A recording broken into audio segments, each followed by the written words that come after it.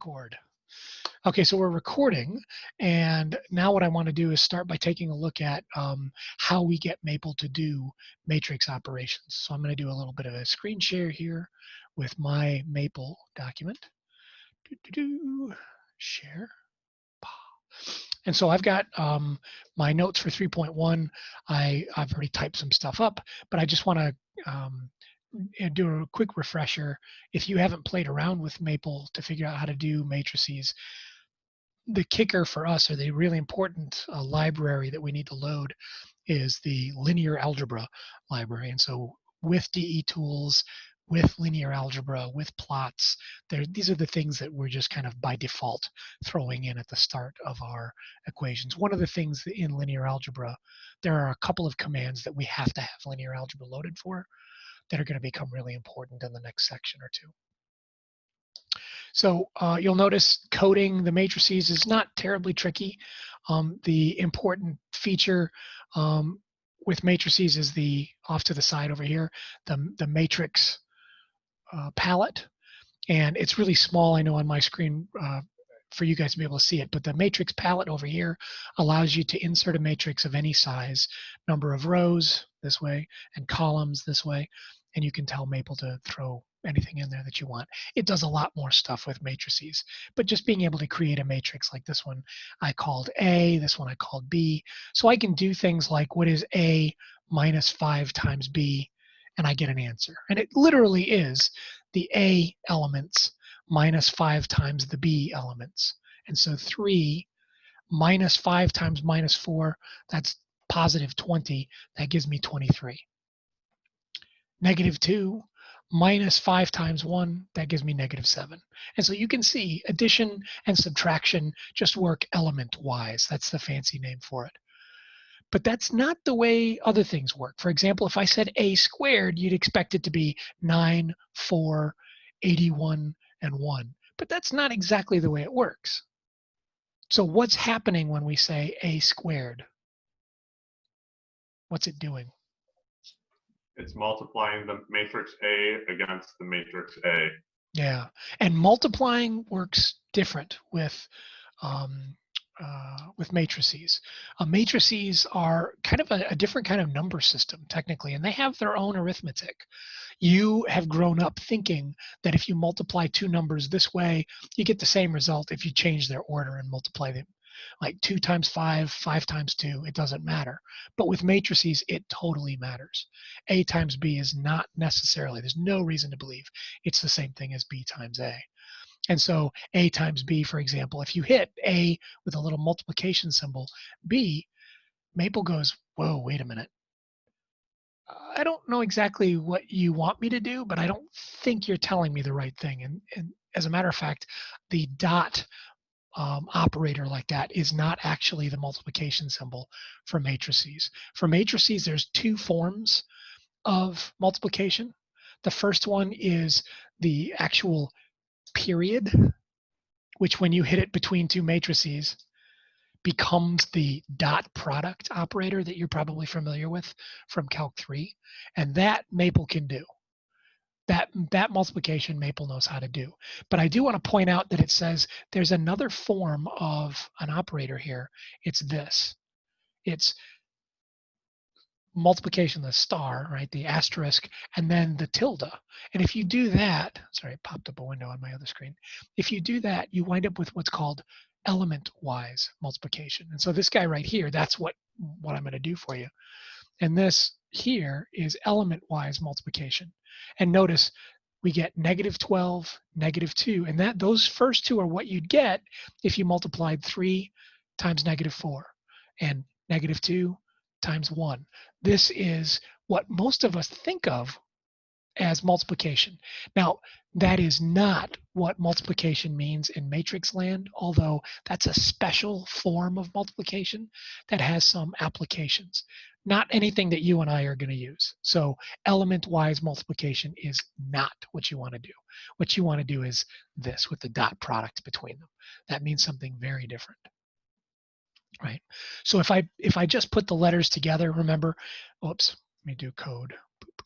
If I just put the letters together, remember, Maple does not understand that as multiplication because it sees that and thinks, oh, you must be talking about the quantity or the object AB.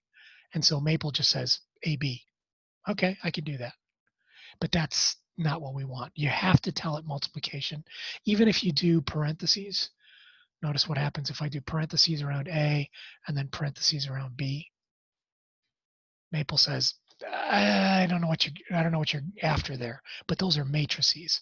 That's not the way multiplication works with matrices, right? So, and then element-wise multiplication is kind of special, but we can also do other things. Oh, A times B, I had it down here, I forgot. But multiplication doesn't necessarily produce the same kind of predictable result. So for example, here we have a matrix that's 2 rows and 3 columns, and this one is 3 rows and 4 columns, and it produces something that is 2 rows and 4 columns. So it's really not of either one of those two matrices. It's not the same dimensions as those two, but it's the dimension of those two when they come together in multiplication in that order. And if I tried to multiply them in the opposite order, if I tried to say, whoops, that's not what I intended to do. Let me do this. Come on. There we go. If I tried to instead, man, it's giving me a hard time. Oh, you bastard. Come on, Maple. Do what you're told. I'm just going to put it in up here. If I tried to do this in the opposite order, and then tried to do multiplication with, come on, it takes forever. This thing first, and then multiplication of those two matrices, I wind up with, you can't do that multiplication because I've got, this one has to have the same number of columns as this one does rows. That's the only way multiplication works. So fortunately for us, in our examples, all the stuff that we're going to be doing, that's not a problem. This doesn't come up. But for those of you going on, if you play around with matrices, multiplication's a little thorny. Not only does it not commute, that's the fancy term for multiplying this way, giving you the same thing. Multiplication is not commutative in matrices, but there's also really special rules for when it works and when it doesn't work. So down here, I just wanted to show you that some of the operations, some of the operands that you're used to, or the operators that you're used to, still work in matrix land. So for example, A to the 5th power really is the matrix A multiplied by itself 5 times in a row. So that works. What you will not get are things like the square root of A. It says, don't know what to do. It does not automatically apply the square root operator to each element. That's not the way matrices work. Natural log, error. Sine, cosine, any trig function, error. These are all off limits in matrix land. Now, that's not to say that we can't incorporate things like square roots inside of matrices. You totally can. But you can't take the square root of a matrix. You can't take the sine of a matrix, at least not without some other inventions along the way. So those of you going on in mathematics, especially if you're going on in physics, you'll be getting into a whole lot more of this. Specifically, those of you going on into quantum mechanics. And if you're taking any upper level chemistry or upper level physics, you'll be dealing with matrices. And that's really the language of upper level chemistry and physics. It's matrix algebra, because the concepts, the things that you're representing can't be represented just by a single number. They have to be represented by spatial coordinates, not just a single coordinate, but multiple things. So you got to have matrices to represent them. So just when you thought you had a complete grasp on mathematics, somebody comes along and goes, hey, there's this other thing over there that you can learn more about. A lot of fun. So that gets us to this idea of, and the determinant was the other thing that popped up for us. Maple's really simple. You just type in capital D determinant to find the determinant of a matrix. And that's not terribly difficult, except you have to remember that the matrix that you're finding the determinant of has to be a square matrix. If it's not, you can't find the determinant, right? So you can also do inverse matrices and things like that. But we're not going to get too far in the weeds on that right now. I just wanted to point out that Maple, and this, by the way, will be included in the 3.1 notes that I post after today. But Maple has the ability to do a lot of the matrix arithmetic. You just have to know what to ask it to do, and you have to know kind of how to communicate with it. So how are we feeling about matrix stuff and Maple? We feeling okay? Yeah. Again, I'm not going to be asking you to do tons of fancy calculations with matrices. I just want you to be familiar with it and not be like freaked out when you see a matrix. Right? So I think if I refer back to the agenda, I think the next thing on the docket for us is we're going to dive into some notes for 3.1. So once you got past the matrix interlude, we get into the meat and potatoes of 3.1. But I do want to make a point of that first page on the chapter 3 notes. And so I'm going to quick share screen with my little visualizer here.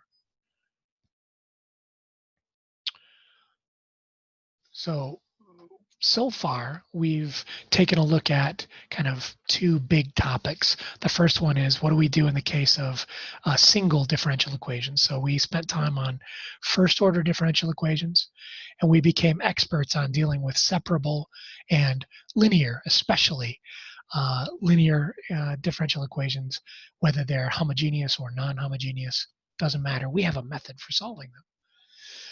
And of course, we got really good at using the separation of variables as well as the lucky guess method.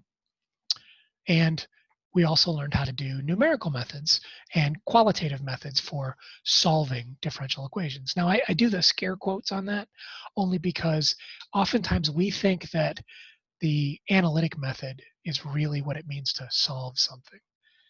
But in reality, solving can take on all kinds of forms. Sometimes solving is, I just want an approximation for where the solution curve is going to be at this point in time. And that's good enough. That's solving it for your purposes. Other times, I just want to know generally how is this thing going to behave as t approaches infinity.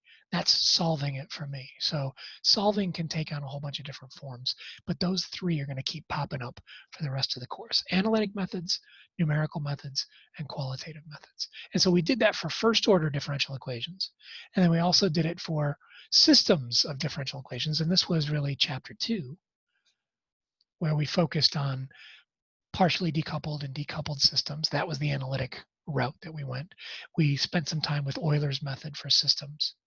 And then, of course, we also spent some time with Maple creating phase planes and scene graphs to be able to see what's going on with our individual variables. And of course, we drove madly in parking lots as well to make sense of what was going on. And then last but not least, we also spent some time with the second order linear homogeneous differential equations. But unfortunately, when it comes to the analytical approach, we just have the lucky guess method. That's pretty much the only thing that we had. But notice this is only working for homogeneous differential equations. Only homogeneous differential equations. And technically only linear ones too. These are linear because of course they're only involving y and the derivative of y, not sine of y or y cubed or something like that. So we have a pretty limited grasp on what's going on with second order differential equations, but that's about as good as we can get for now.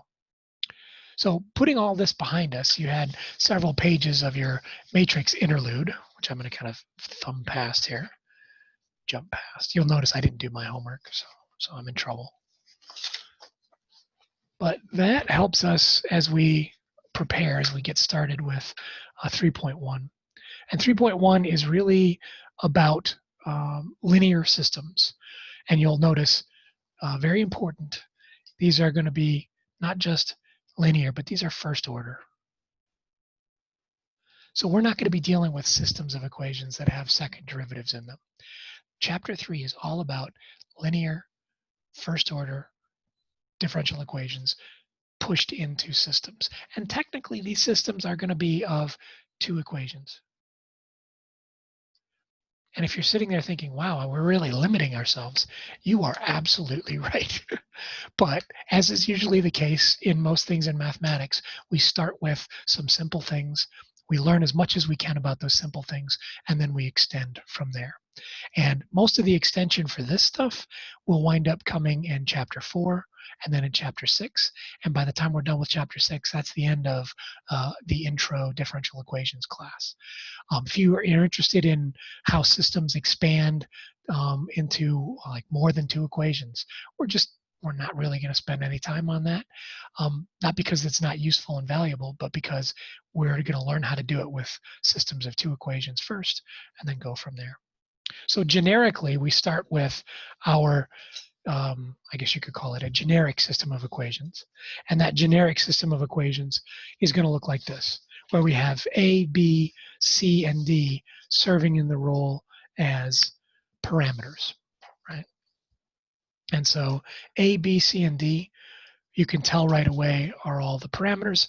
But before we do that, you can notice that we have X and Y here and here, here and here. Those are our two dependent variables. And you can tell they're dependent because they're on the top of the derivative. And then, of course, you can tell there's only one independent variable. And you can tell it's the independent variable because it's in the bottom of the derivative. Now, it's worth pointing out the fact that these two differential equations are also special because there's no function of t on the right-hand side, which makes them, see if you guys remember this. Autonomous. Ding, ding, ding. These are autonomous differential equations, right?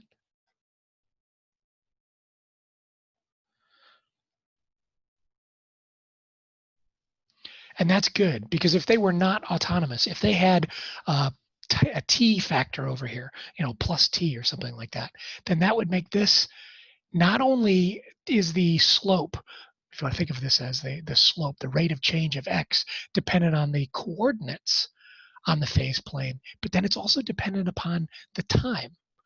So you could be in the same place later on and have a completely different slope. And that makes solving these problems a whole lot harder for us. So we like the fact that these are autonomous differential equations. The other thing that's worth noting, for us, we have 1, 2, 3, 4 parameters. And just a reminder, they're parameters because they're variables. They can be different values, but they are different, but not dependent upon time. So they're not pegged to the value of any of the variables, and they're not time dependent. So that's what makes them parameters. Okay, and you can tell it's a first order differential equation because there's only first derivatives. So we call it linear down here because all of the dependent variables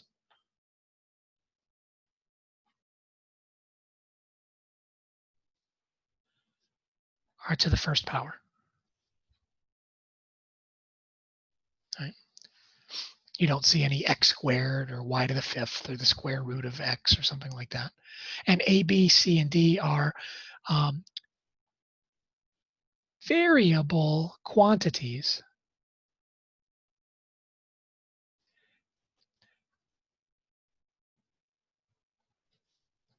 but they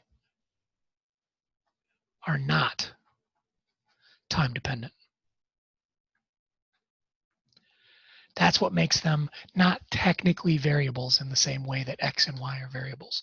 So you can change the value of A, B, C, and D all you want.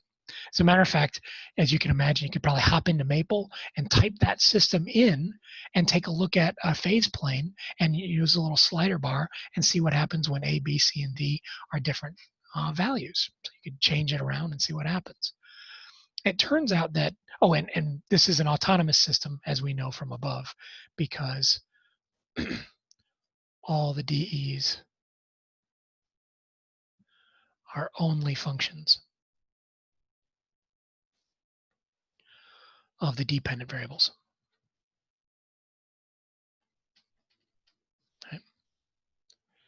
And interestingly enough, they'd still be autonomous even if I added, like if I'd put +1 or +2 or +12 or -6, as long as it's not a function of time that I'm adding on, then they stay autonomous.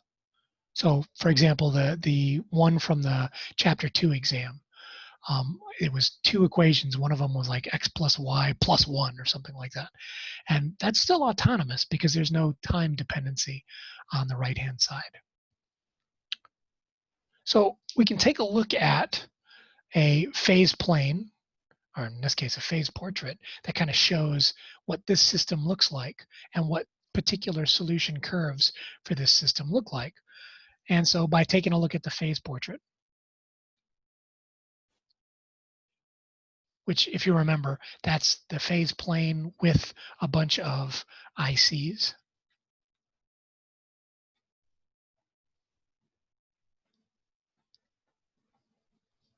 With several initial conditions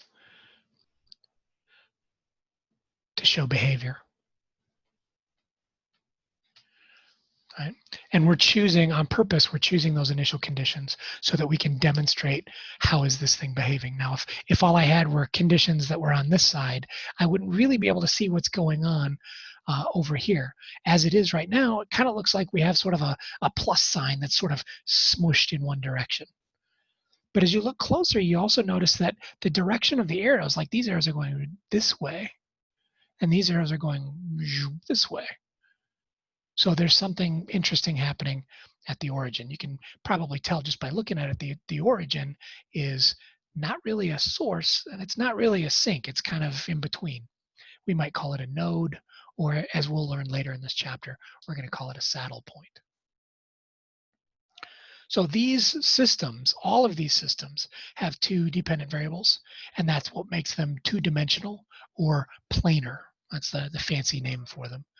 Planar. As you might imagine, you could have systems that have three variables, in which case you'd have to have three equations to really kind of see what's going on. So before I kind of swap the pages, how are we feeling about that? Any questions on that so far?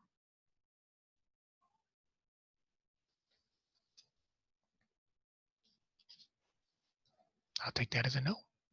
If you have a question, by the way, at any point, please just pipe up and let me know. Because the way I've got the system set up, it's hard for me to see, like the chat window doesn't necessarily pop up for me. So if you want to ask a question, just pipe in and let me know. So what we're going to do is we're going to play around with this system.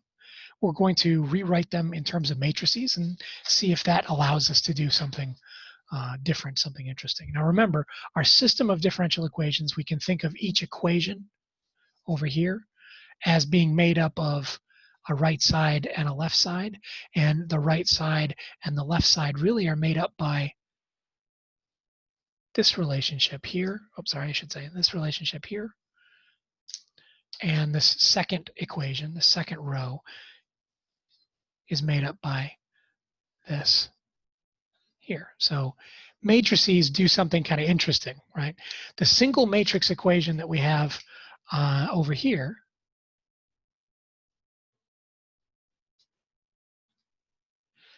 represents a system of two differential equations, right?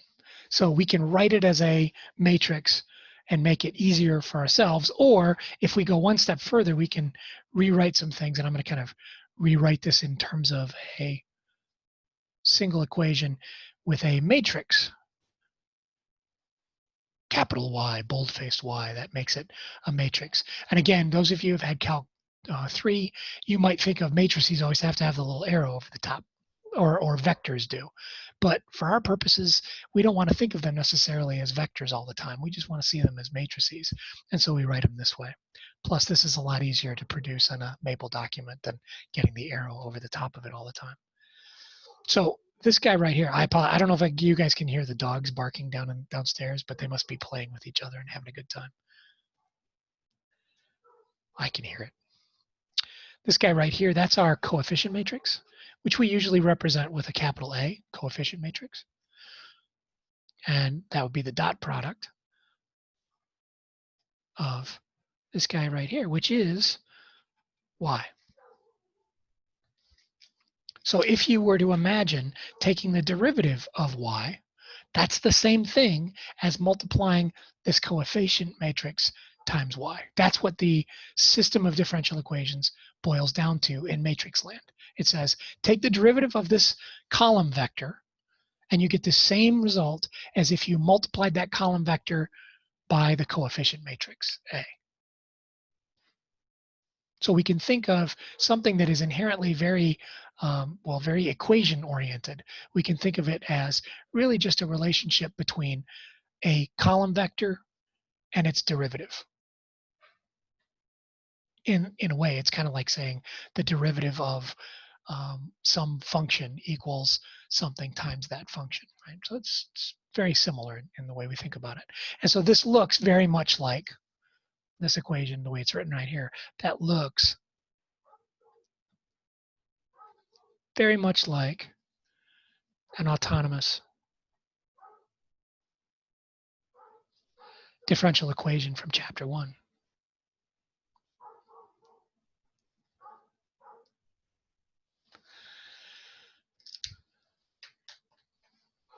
And over here, we've got the coefficient matrix that is made up entirely of those values A, B, C, and D.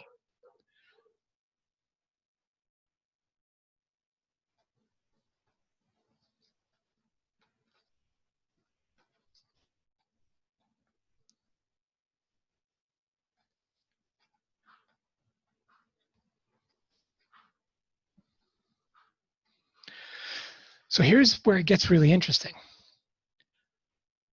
There's nothing special or fancy about this y. It's really just x, y. It's the column vector x, y with our two variables, right? So that means that everything we know about the phase plane, all the different shapes, all the weirdness, all the swirlies and the arrows pointing this way and that way, everything about the phase plane is determined entirely by the coefficient matrix. Those four numbers determine everything that we can possibly know about the phase plane and about all the solutions. So the four parameters, let me scoot this up so we can fit it, determine everything.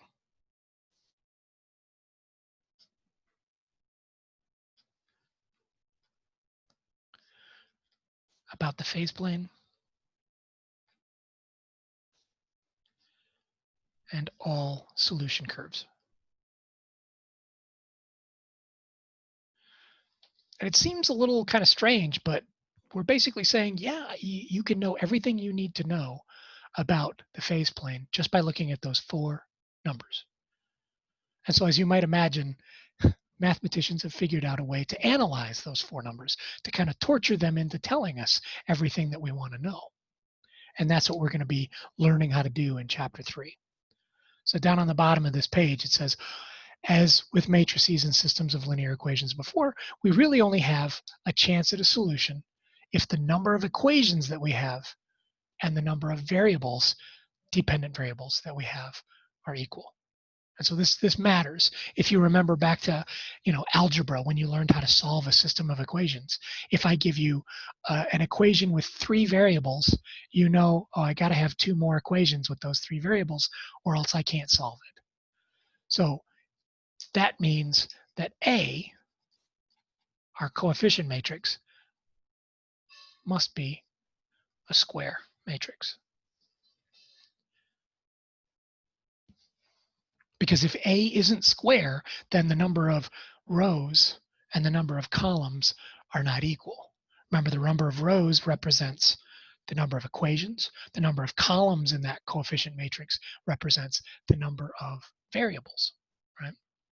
So when we say the coefficient matrix is square, what we're essentially saying is number of equations equals number of variables. And the other thing that's noted down here is that any number of equations in matrix form can be written in a matrix form. So if you have 10 equations, you can write them as a matrix. It's just a little bit more complicated to do so. Doing it with 2 equations is not that difficult. Doing it with 10 equations is a little bit trickier, but there's a method for doing it. We're not going to learn that method. That's a little bit above our pay grade for this class. But suffice it to say, anytime that you go beyond 2 dimensions for your a number of variables, things get a little bit trickier. So beyond 2 dimensions, the big problem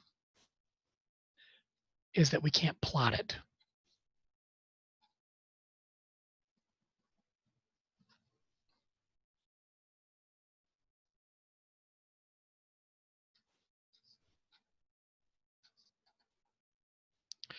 And I want you to think about why that might be.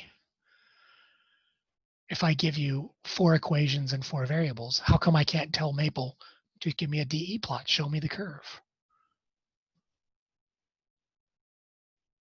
What do you think? Why is that not possible?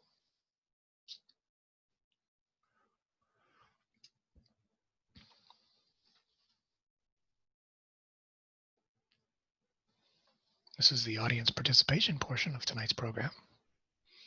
What do you think? If I give you 4 equations and 4 variables, how come we can't plot it? Wasn't it no longer a curve or something?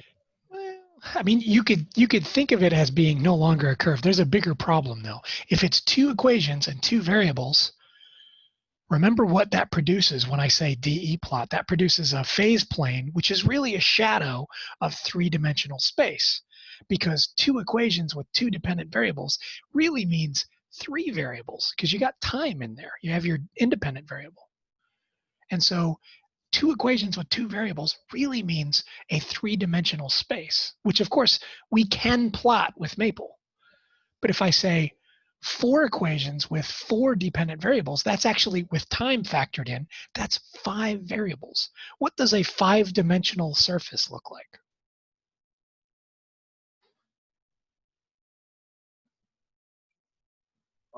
I don't think that's physically possible for us to come up with. So there's the problem. You say, give me 2 dimensions, no problem, I can do that by creating a X and Y axis. You give me 3 dimensions, I can even figure that out by having that 3rd dimension stick out. And all 3 of these, in order for them to be truly dimensions, have to be, fancy word, orthogonal to each other. They have to be perpendicular to each other. And by adding another dimension, what I'm essentially saying is find a direction that I could stick another marker that would make it perpendicular to every one of these already. And the answer is we can't.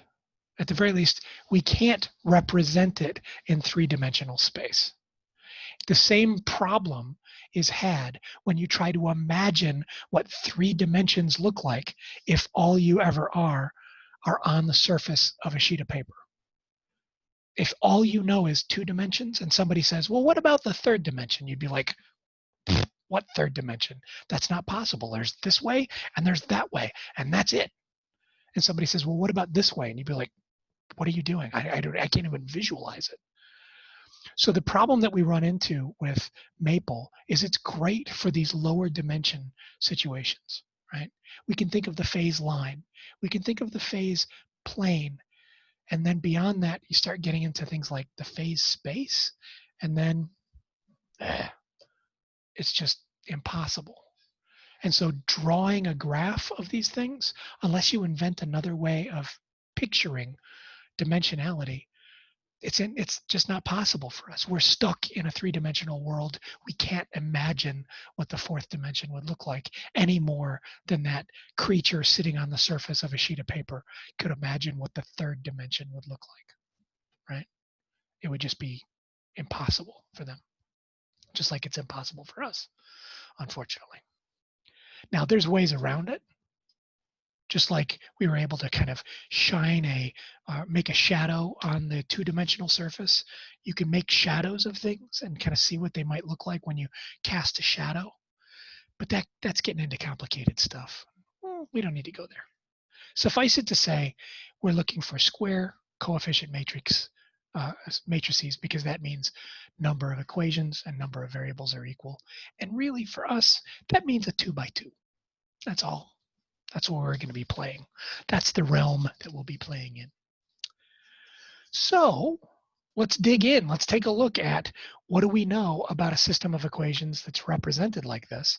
And so we're going to start by taking a look at this system of equations. And I'm just going to remind you, this is dx dt equals ax plus by, and dy dt equals cx plus dy, right? That's the equation.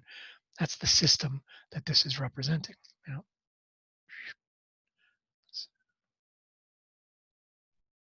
Dink, right?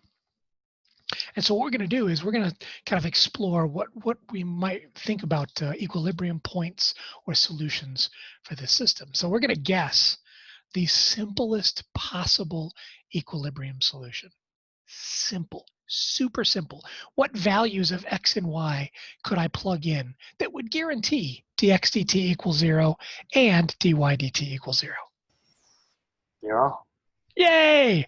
So if we assume that x of 0 equals 0 and y of 0 equals 0, those initial conditions, this is going to lead us to the what's called the trivial equilibrium solution. Right? So this corresponds, there we go, to 0, 0 on the phase plane. And because it's dx dt and dy dt equal to 0, that's what it means to be equilibrium solutions.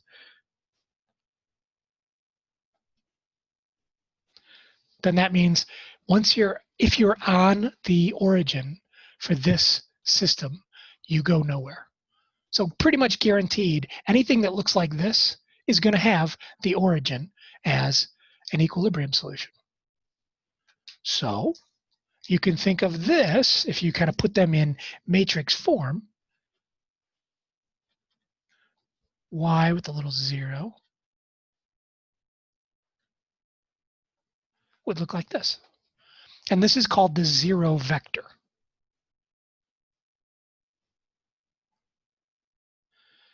And as you might imagine, it's 0 vector because all the elements in it are equal to 0, right? And it's incredibly boring, right? And it's telling us do nothing. Nothing happens. Nothing changes. It's incredibly boring.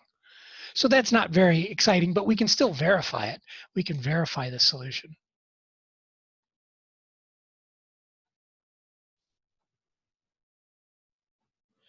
And again, verifying something's a solution means plugging it into your equation.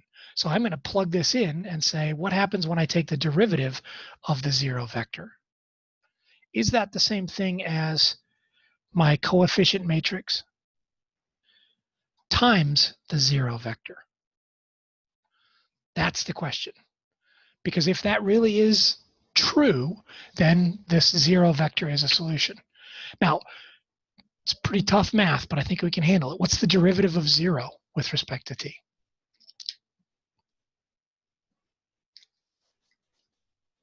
Zero.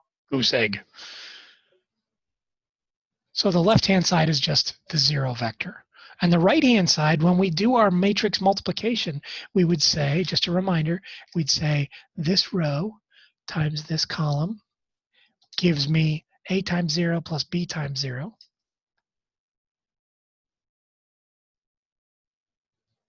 And in the bottom, the element is, I'll use a different color here, c and d times that same pair up.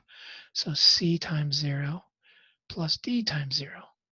And remember, this is a matrix. So the top element, this is going to be a 2-row, 1-column matrix. And so this is equal to, sure enough, 0, 0. So congratulations, we just verified something that we knew was already true. The 0 vector is a solution for this system. Right? And just a reminder, the way this works is we have a 2x2 matrix times a 2x1 matrix, and that yields a 2x1 matrix. And the 2x1 business and all that stuff comes from the outside two numbers here. So I'm just going to highlight a little bit. This value right there and this value right there give us our dimensions down here. Make sure that shows up better. Right. Is that like a given rule for all matrices? That's how matrices multiply. Okay. And so if you have this matrix, the first number, its number of rows, and this one's number of columns are going to be the dimensions of your product. Always, always. Okay. Okay. All right. Yep. So I'm just going to write over here, recall order matters for matrix multiplication. And if you had something like A times B, this thing has dimensions of, I don't know, yeah, like in this case, 2 times 2 or 2 by 2, and this one's 2 by 1. So whatever this is, I'm going to invent, see if I can invent, H by K, and this one is K by P. Then the result, if that's equal to something like this thing is going to have dimensions of H by P. It has to. Right? It's the only way multiplication can work. So we can verify a solution in matrix land pretty easily just by throwing it into the equation, the matrix equation, matrix differential equation, right? So this is predictable, and this is probably not at all surprising. But what happens if there was a non-trivial solution? What if there was a non-trivial equilibrium? We'd have to find those particular values, but we'd have to solve it kind of at the same time. So in a way, this bracket right here is indicating that we're solving both at the same time. So in matrix land, we oftentimes write that little bracket when we're kind of examining things to keep in mind that both of these things have to be true at the same time. So notice, this is the right-hand side of my first equation, equals 0. And this is the right-hand side of my second equation, equals 0. So we're essentially saying, where are dx dt and dy dt equal to 0?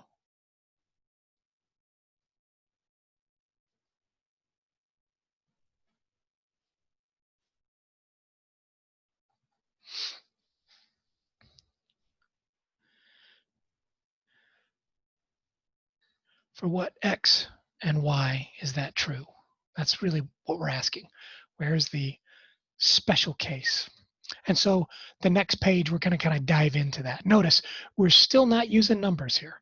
We're saying A, B, C, and D. They could be anything, just generic. They could be anything. So at the top of the next page, and before I do that, any questions about this so far, where we're headed? What we're doing? We're playing around with equilibrium solutions, something that we've seen since day 1 in the class. So at the top of the next page, it says we're going to assume that A doesn't equal 0. And that'll become important here in a second. You'll see why I make that jump. So let's start with our system of equations. Now remember, our system of equations looks like this. Dx dt equals ax. And I'm going to use a little subscript 0 here because we're saying for what values of x and y. And the other equation, if you remember, is dy dt equals cx plus dy. And I'm just using the little subscript there to help us remember that they really have to be the same x value and y value.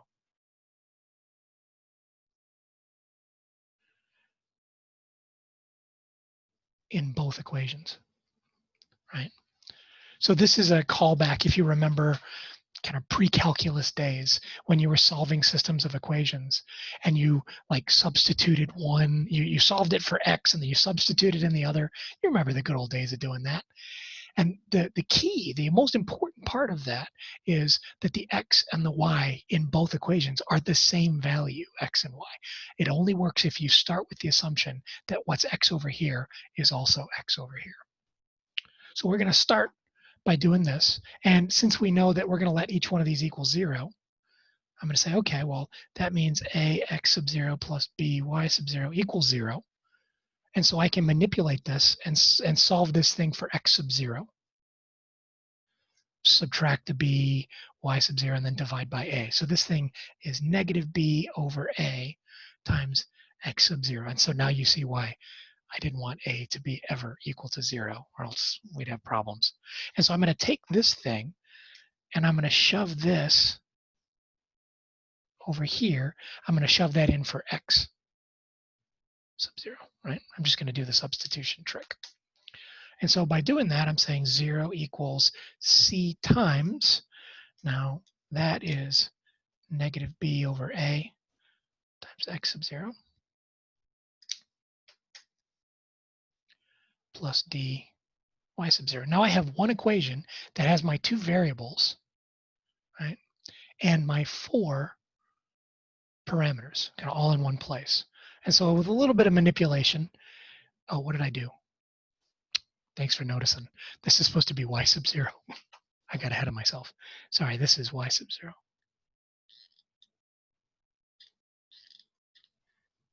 Did you spot it? And you just didn't say anything? That was very nice of you. Thank you. I appreciate that. Ay, ay, ay. So this is y sub 0. And this over here is y sub 0. There we go. So now I can manipulate this thing a little bit further and solve it for y sub 0. Multiply through, I'm going to multiply the whole thing by a just to get rid of that fraction. And so we'll have negative bc times y sub 0 plus ad times y sub 0. You can factor out a y sub 0. And we'll have y sub 0 times ad minus bc. And now at this point, you're like, okay, great. What the heck does that tell me? Well, it tells me there's two ways that we can think about this thing being equal to 0. One possible is y sub 0 itself equals 0. But wait, if y sub 0 equals 0, then that's just talking about our origin again, because if y sub 0 equals 0, then that means x sub 0 equals 0. And that's going to lead us no place interesting. So one possibility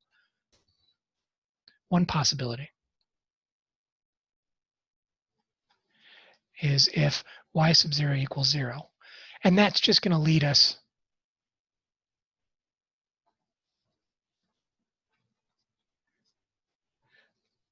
trivial solution.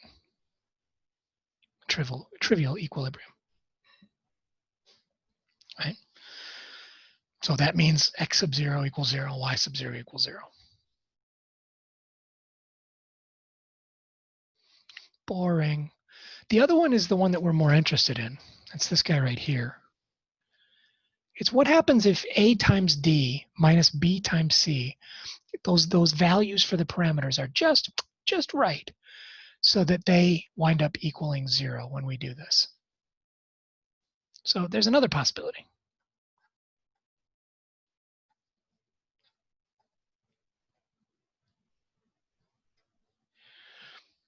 Right? If those a, b, c, and d values are just right,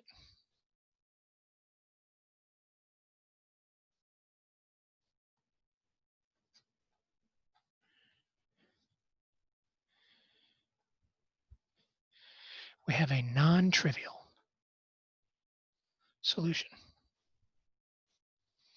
And that means it's really kind of an equilibrium solution besides the origin, something other than the origin.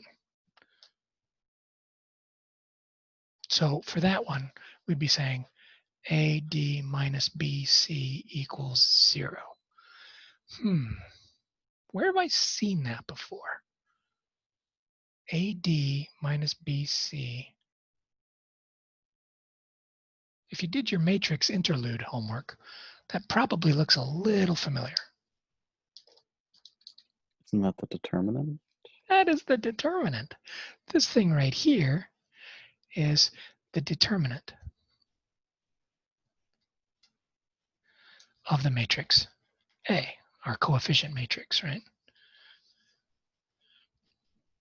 So really, we're making a claim. We're saying down here,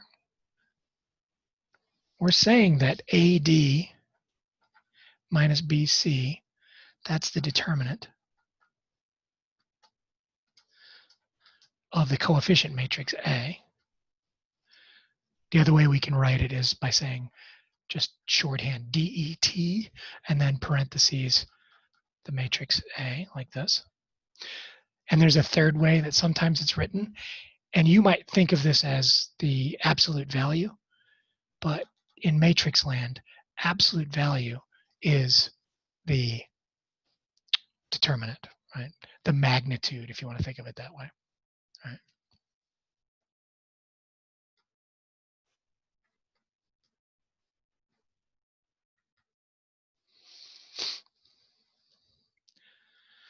In Maple, if you wanted to do this in Maple, the code would be capital DET, determinant of, and then you put in parentheses A.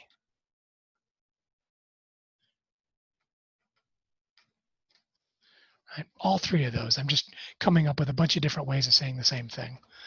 So that is the determinant of the coefficient coefficient matrix. So let me put this all together.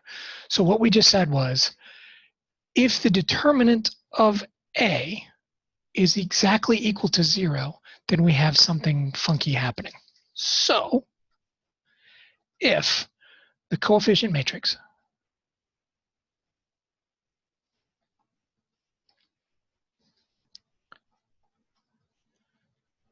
for a system has a determinant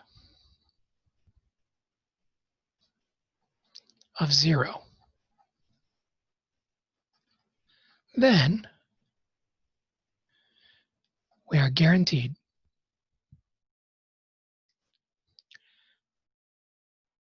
to have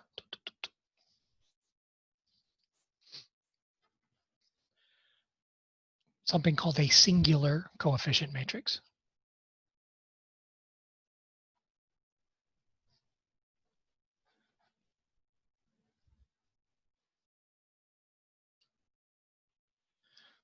That's kind of the textbook definition for a matrix that has a determinant of 0. And the other thing is, we're guaranteed to have a non-trivial equilibrium solution.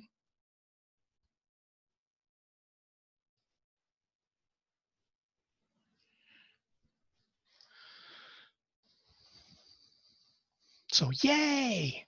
If the coefficient matrix has a determinant of 0, we're guaranteed to have a non-trivial equilibrium solution. Okay. So if its determinant is anything other than that, that means you've got the origin, and that's it. Wah, wah. So how do we put this together? How is this useful? And that's where we're going on the next page. So how are we feeling about this so far? The if-then. This is a mathematical if-then situation, right? So this is rock solid. If the coefficient matrix has a determinant of 0, then we're guaranteed to have non-trivial equilibrium solution. So far, so good. So we'll start the next page. Big idea. This is exactly the same, saying the exact same thing, just in a more formal way. If A, big A, is a matrix with a determinant not equal to 0, then the only equilibrium point for the system that looks like this, where A is the coefficient matrix, the only equilibrium point for that system is the origin. So I just basically took what was on the previous page and sort of turned it around and said, if the determinant isn't 0, then all you've got is the origin for an equilibrium point. And sometimes you'll run into the word singular. I think our book uses the word singular. Other books use the word degenerate, which sounds really terrible, but you know, that's the way they used to talk about it. Something that is singular is also degenerate. Just in case you ever get called a degenerate, you can say, yes, I'm singular. So there's two other ways you could say this theorem. The first way is, I think it kind of goes without too much trouble. If a system is non-degenerate, then it has exactly one equilibrium solution, which is the origin. Non-degenerate, remember, that means the determinant of its coefficient matrix is not equal to 0. The second way, I think, is a little bit more kind of elegant, if you want to put it that way. The system of equations has a non-trivial solution if and only if the determinant of A equals 0. Right? So this if and only if, sometimes that's written as IFF. It means the same thing.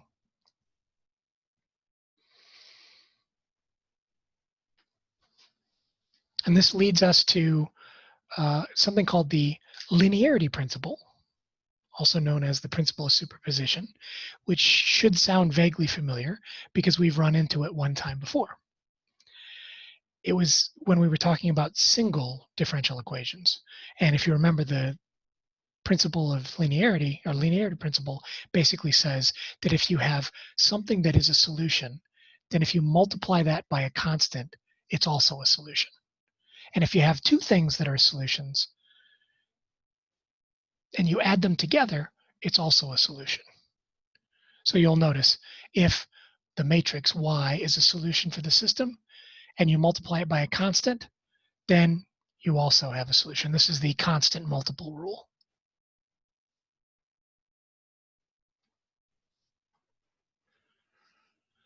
So if you have a solution, you multiply it by a constant, ta-da, you've also got another solution. This one says if you have two things that you know are solutions and you add them together, that's also a solution, guaranteed. So this is sometimes referred to as the sum rule. If you add these, if you have the sum of two solutions, that's also a solution. And by the way, this works whether it's addition or subtraction. Doesn't really matter, summation, addition or subtraction. And last but not least, putting them together. If you know these two are solutions, then their constant multiples are solutions, and so is their sum. And so this is the creatively named sum of constant multiples.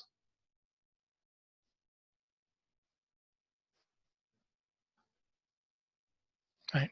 So not a terribly complicated situation here. It's not a terribly complicated rule to wrap your head around, but it is really important because this means if I can find a particular solution and another particular solution, and I can add them together with constants in front of them, then I'm guaranteed that that is also a solution. And it turns out that'll be the general solution. So just like we did way back in chapter 1, if you can find a solution and you can stick constants in front of it, you have a way of being able to come up with a general solution. So this is kind of a sneaky back door to being able to find our general solution. So on the next page, we're going to take a look at this partially decoupled system of differential equations. Now I say it's partially decoupled because looking at this, we know this is equivalent to the system that looks like this. dx dt equals 2x plus 3y, and dy dt equals 0x minus 4y. And so that system together can be written as a single matrix equation. Right? And we know that this thing is partially decoupled. You can take a look at it and say, oh, well, this one down here is a decoupled equation. And so you could use this to figure out the solution for y, plug that in, and you can figure it out. This is totally solvable because it's partially decoupled. So the good news is we don't have to spend a whole lot of time figuring out a method to solve this. We already have a method. It's what we would call our method of partially decoupled solution, right? So we can do that. But we're going to learn another method for solving it. It's going to take us to the next section before we can get to it. But it says we have two possible solutions, y1 and y2. So we're going to pause for a second and verify that these actually are both solutions. So what I want you to do right now is, on your own, I want you to verify for y1. I want you to verify that it is a solution by plugging it in to this differential equation, this matrix differential equation. Plug this matrix in for y here and here and prove that it's a solution. And while you do that, I'm going to step over here and do the same thing for y2. So you go ahead and do your thing, and then I'll do this, and then we'll check once we're done.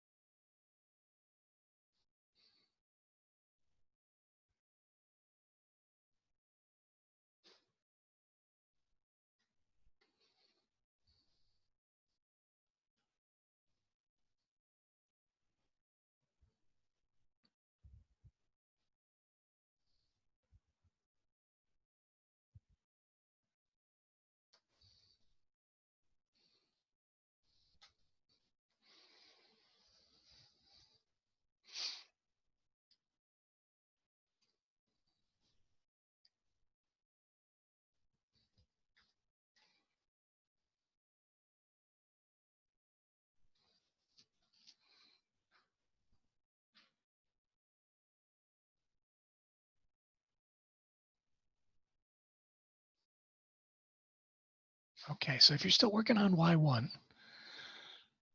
hit the pause button for a second. Let's take a look at y2. I just want to show you what I mean when I say verify that it's a solution using the matrix form of the differential equation. So notice I substitute y2 in two places. On the left-hand side, I have to take the derivative of that solution. And on the right-hand side, I'm multiplying the coefficient matrix times that solution. And if this is truly a solution, then both sides of this equation have to be equivalent, have to be the same thing. And so the left-hand side, pretty easy for us to do, take the derivative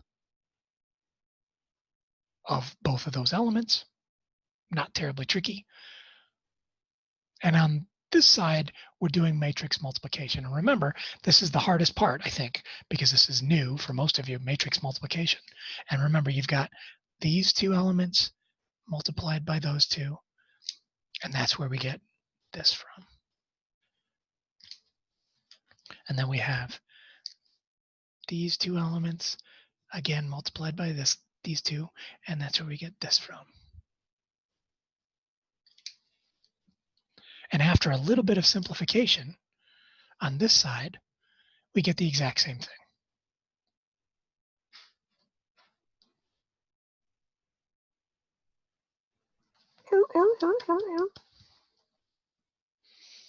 So any questions on that, how I went about doing that? How are we feeling about Y1? Is it a solution? After you do the work, you plug it in, you're going to wind up with two sides being equal. And what are the matrices? They're both going to be column matrices on each side. What are they both equal to? What's the top element? 2e to the 2t. Yep. Because that's the derivative of the top element. And so the left-hand side is, what's the derivative of this? It's going to be 2e to the 2t and 0. And the right-hand side, once you multiply this coefficient matrix times this one, you wind up with 2e to the 2t and 0. And so that side also works. So since we know both y1 and y2 are a solution, then that means I can do all kinds of other stuff. I can think of these as matrices. I can add them together. I could multiply them by a constant. I could multiply them each by a constant and then add them together. And no matter what I do, as long as I'm multiplying by constants and adding or subtracting them from each other, I'm going to wind up with a solution. Everything that looks like this one times a constant plus this one times a constant is a solution. Right? So just as a reminder, I'm going to write down on the bottom here, both y1 and y2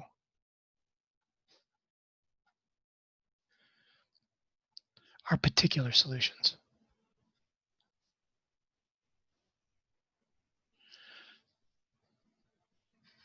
For the system, right? So you can think of each one of these as particular solutions, and that means you can rewrite them if you want to think of y1, for example, as really being equivalent to x of t equals e to the 2t and y of t equals 0, right? That's what this matrix really boils down to. There's an x of t part of the solution and a y of t. And the same thing you can say for y2. It's really, if you wanted to write it in parametric form, oh, that's a terrible bracket. What the hell happened to that? Ugh. The x of t in this case would be negative e to the negative 4t, and the y of t is just going to be 2e to the negative 4t, right? Both of those together at the same time. So remember, we kind of a foot in both worlds. We can think of these as matrices because they really are matrices. But we can also see them as really being x of t and y of t parametric equations. So we're kind of like focusing on them in two different ways. So on the next page, let's consider a linear combination of these. So how about something like y3, where y3 is negative 2 times y1 plus 5 times y2. So what would that look like? Well, it'd be negative 2 times y1, which was e to the 2t and 0, plus 5 times y2, which was a column vector that looked like this, negative e to the negative 4t, and on the bottom, 2e to the negative 4t. And since these are matrices, and I know how to deal with matrices, a constant times a matrix, you just pull that inside. And then adding the matrices, since they have the exact same dimensions, we just add them element-wise. And so this is really equivalent to one big matrix where the top is negative 2e to the 2t. Negative 2t, or was it 2t? Was it 2t? I can't remember. 2t. I thought there was a negative in there, but no. Plus, or sorry, minus 5e to the minus 4t. And in the bottom, it's 0 plus 10e to the minus 4t. This is one matrix that has two elements. The top is technically got two terms, but it's one element up there, and the bottom is one element as well. So this is the same thing as Y3. This is what we called Y3. And by the superposition principle, or the principle of linearity, if you want to think of it that way, it is a solution. This is also a solution. Could you prove it? What would you have to do to prove it?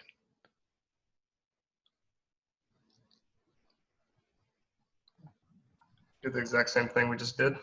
Yeah, you just say, I'm going to take the derivative with respect to t of y3. And on the other side, I have to prove that that's equal to my coefficient matrix, which hasn't changed, by the way. It's still that 2, 3, 0, negative 4. And I should be able to multiply that by y3 and get the exact same result on this side as I do over here. So to prove it,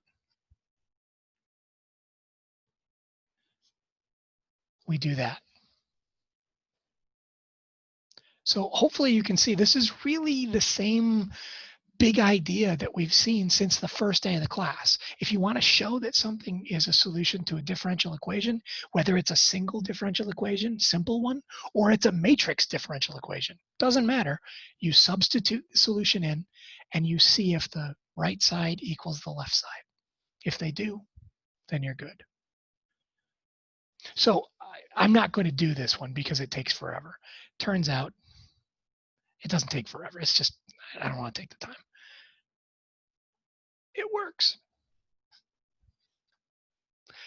So if you want to take the time and practice, this is a good one you could practice on. All you have to do is take the derivative of this and prove that it's equal to this coefficient matrix times it. Now, in a way, what we're essentially saying is the derivative operator operating on this matrix has the same effect as multiplying the coefficient matrix times the matrix. So differentiation has the exact same result as multiplication. That's essentially what this is saying, but only if something is a solution. That's the only way that works. So it works, so that means Y3 is a solution. But so is, and this is where we can do all kinds of stuff. We could say 2 times y1 minus 52 times y3. Or excuse me, y3 you could if you wanted to. That's a solution.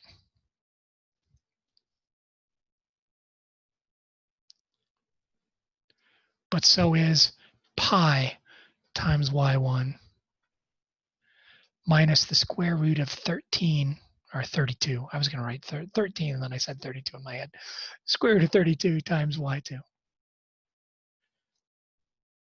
So it doesn't matter what the coefficient, or excuse me, what the constant is. As long as it's a constant, it works.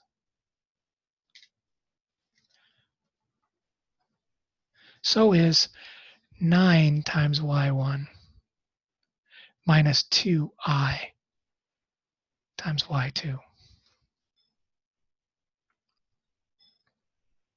And if you're catching that, you're like, whoa, wait a minute.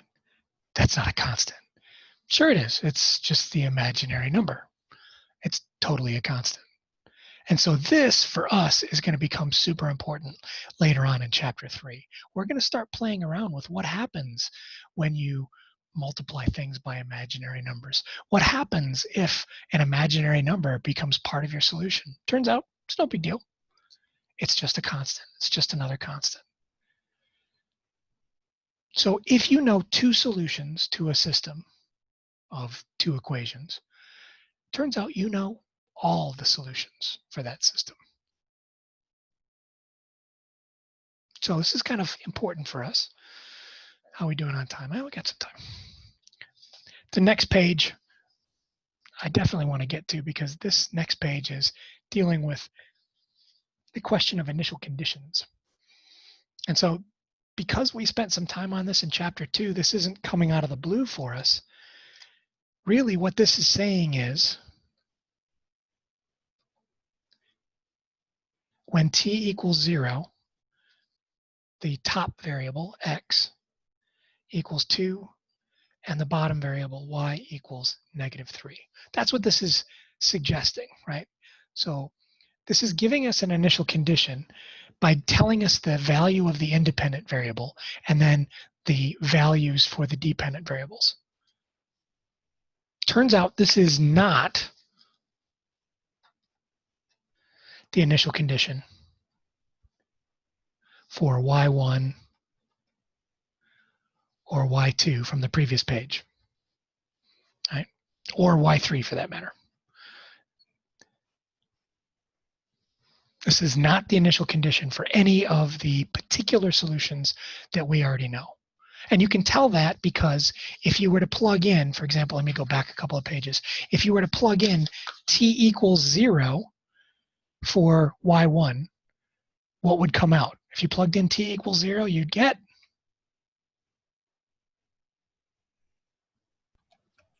1, 0. yeah, x equals 1, y equals 0. And that is not what this is saying. If you plug in t equals 0 for y2, you'd get -1, +2. And that's not what this is saying. So this is not the initial condition for any of those that we've seen before. But that's okay. We can actually figure out what is it the initial condition for? What is the result that makes this the initial condition? What is the equation for which this is the initial condition? So we can use this to our advantage. So we can use our two known particular solutions. Particular, there we go, solutions to find the particular solution.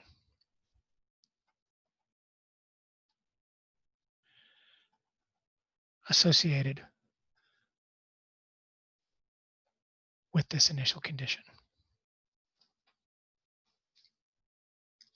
And we're going to do it just by setting up a simple equation, saying, I don't know the particular value, or excuse me, I know the particular value for y of t when t equals 0, but in general, y of t would be equal to some constant times my first solution plus a constant times my second solution. And I know I should be able to find the value of those particular constants that when I mix and match and combine these two solutions gives me the result that I require here. And so I want you to see this as really producing two equations. And so if I set this equal to 0 or any particular value that I know, I've got one equation that looks like this.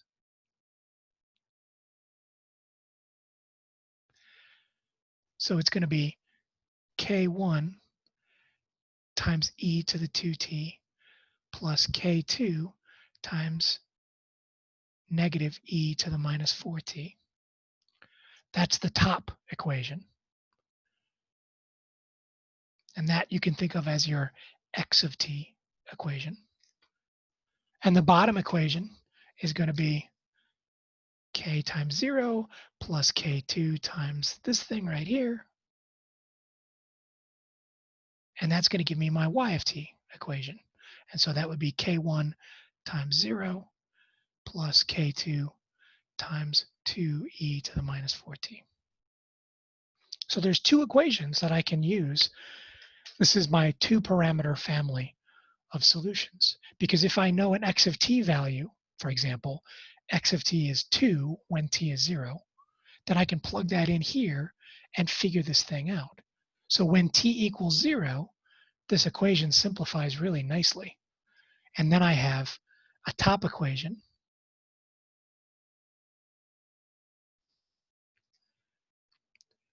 K1 plus -1 times K2 equals 2.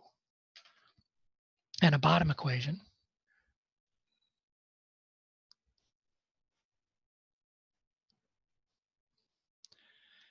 zero times K1 plus 2 times K2 equals -3.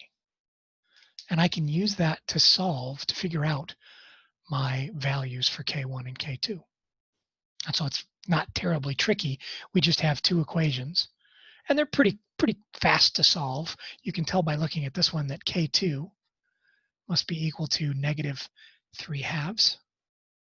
And if I use that over here in the other equation, K1 plus -1 times -3/2 equals 2. Then we have K1 plus 3/2 equals 2, or K1 equals 2 minus 1.5. That's just 1/2. So I have values for K1 and K2. And what we've just done is we've found the particular solution associated with that initial condition.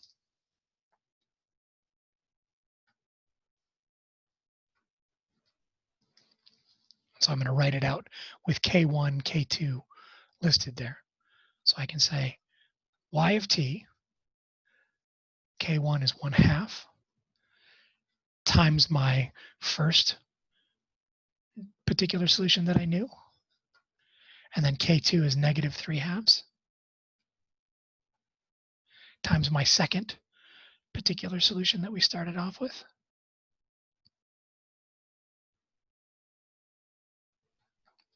So we know that this is the particular solution. Oops, particular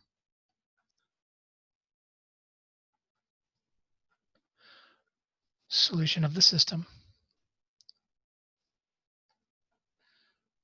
associated with the initial condition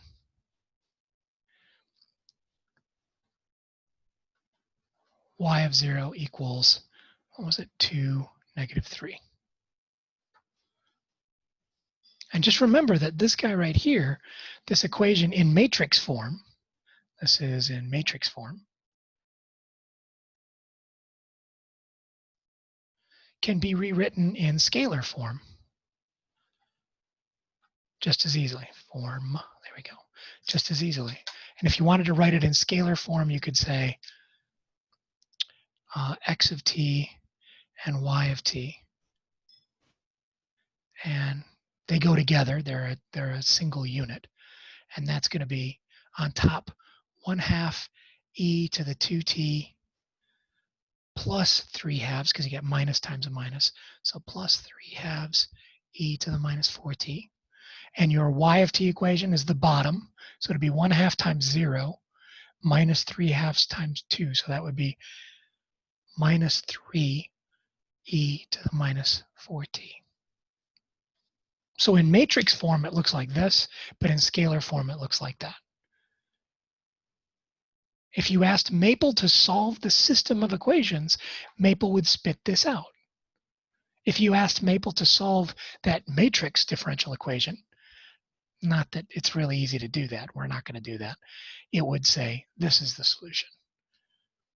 For our purposes, we've spent a lot of time dealing with scalar forms of solutions, but it's just equivalent to that matrix form, right? And over here in the scalar form land, we'd say that the initial condition, you'd write it like this, that you'd say x of 0 comma y of 0 is equal to the point location 2 comma -3, right? So here's the good news. If I give you two things that you know are particular solutions for a system, you can use those two to find any other particular solution. It's almost like I'm telling you how to find the general solution, right? As a matter of fact, what we have written, I'm going to scroll this up a little bit. What we have written right here, underneath all the squiggles, that's the general solution for the system. Because any particular solution can be made from these two combined in particular ways with different constants sitting in front of them. So that's a big deal for us, right? It's a big moment. It's a big moment. So the very end for tonight, we're going to stop here before I get into the second example. But I do want to point out that we could double check that in Maple by asking Maple to solve this system of linear differential equations. Right? So if you hop over to Maple and you type that in, Maple will spit out an answer that's going to look just like this. But it's not going to tell it to you like this. But once you know this, you can construct it as a system or as a matrix, right? So you have now the ability to solve things using matrices, solve things using parametric form. And the best part of this is we can actually solve things in parametric form, or we can solve things in matrix form that we weren't able to solve in parametric form. In other words, we're going to be no longer limited to only if it's partially decoupled or decoupled. We're actually going to be able to solve systems that don't have any decoupling going on. So that'll be the next phase in our process. That's where 3.2 really kicks up. So the remains of this section, there's really like 2 pages left. And this one is one more system that by now should look really familiar. That's our undamped harmonic oscillator, written as a matrix equation.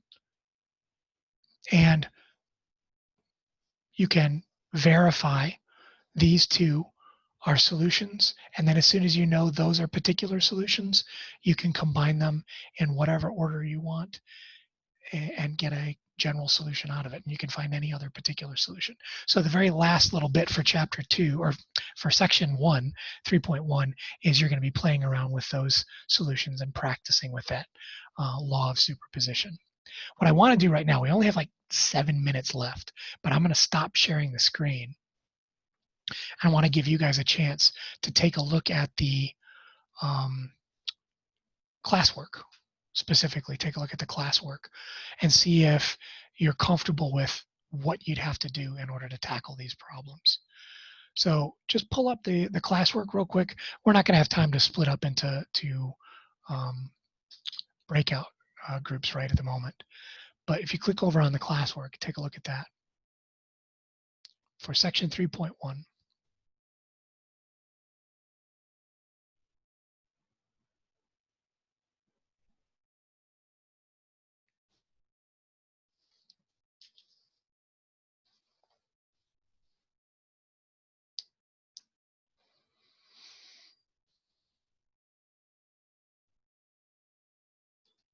You know what? I'm going to put you guys in breakout rooms. I'm just going to do it automatically. I'm not going to worry about assigning the breakout rooms. I'm just going to throw you in a breakout room. Just take about 5 minutes and go through with whoever's in your breakout room and just walk through each one of the problems and go, hey, how does that relate to what we were just talking about? What's the connection? So just 5 minutes, then we'll come back together real quick.